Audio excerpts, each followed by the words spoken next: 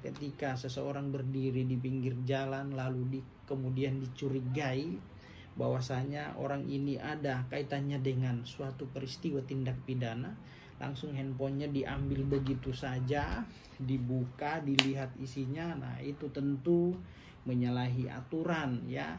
Jadi yang berhak melakukan hal itu adalah penyidik.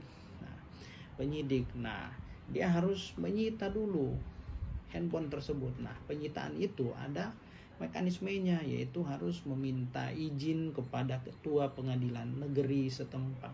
Setelah mendapat izin, barulah handphone tersebut disita, diperiksa, dilihat apa bentuk komunikasi dan isinya. Nah, itu cara yang benar, teman-teman. Nah, itu ya.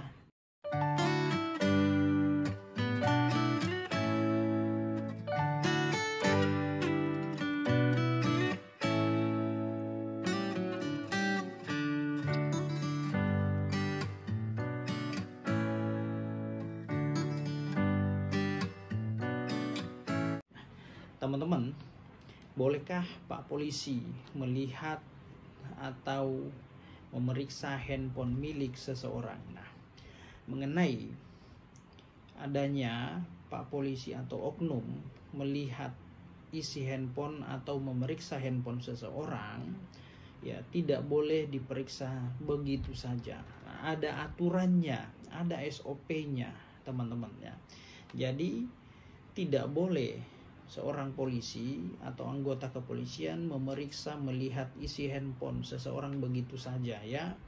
Tentu ketika hal itu dilakukan, maka itu adalah suatu pelanggaran ya, melanggar dia. Tidak boleh itu dilakukan.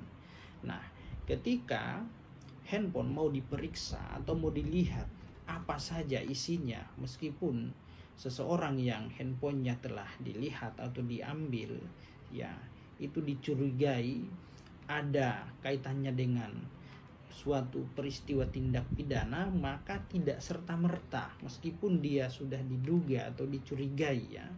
Jadi mekanisme untuk melihat, memeriksa handphone seseorang itu ada caranya. Maka yang berhak untuk melakukan pemeriksaan, mengambil, menyita handphone milik orang lain adalah penyidik. Nah, penyidik juga tidak serta-merta melakukan penyitaan terhadap handphone milik orang lain. Terlebih dahulu dia harus melakukan atau meminta izin kepada ketua pengadilan negeri setempat. Nah, setelah mendapat izin dari ketua pengadilan negeri setempat, maka barulah penyidik tersebut boleh memeriksa, melihat isi handphone orang tersebut. Nah, itu ya. Nah, perlu juga diketahui bahwa tidak semua anggota kepolisian itu adalah penyidik ya. Penyidik itu adalah orang-orang tertentu saja yang punya kriteria, punya syarat ya. Jadi ingat, tidak semua anggota kepolisian itu penyidik ya. Jadi penyidik itu adalah orang yang sudah memenuhi kriteria, memenuhi syarat untuk menjadi penyidik. Nah, penyidik dari kepolisian biasanya ini ada di unit reskrim, teman-teman ya. Nah, itu. Nah, jadi pertanyaan tadi, bolehkah anggota kepolisian memeriksa atau melihat handphone milik orang lain? Tentu tidak boleh ya. Tidak boleh. Ada mekanismenya, ada syaratnya, ada aturannya. Nah, ketika seseorang berdiri di pinggir jalan lalu kemudian dicurigai bahwasanya orang ini ada kaitannya dengan suatu peristiwa tindak pidana, langsung handphonenya diambil begitu saja, dibuka, dilihat isinya. Nah, itu tentu menyalahi aturan ya. Jadi yang berhak melakukan hal itu adalah penyidik. Nah, dia harus menyita dulu handphone tersebut. Nah, penyitaan itu ada mekanismenya, yaitu harus meminta izin kepada ketua pengadilan negeri setempat.